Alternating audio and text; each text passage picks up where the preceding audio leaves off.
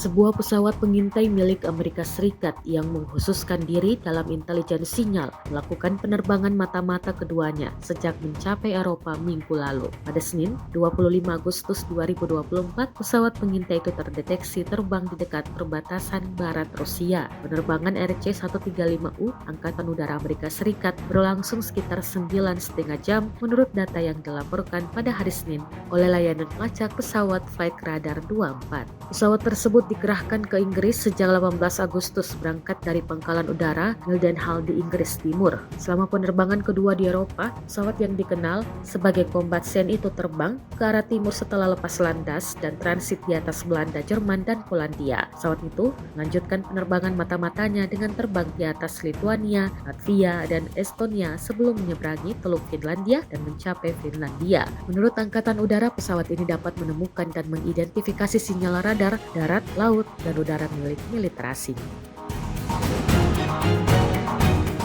Download Tribun X sekarang, menghadirkan lokal menjadi Indonesia.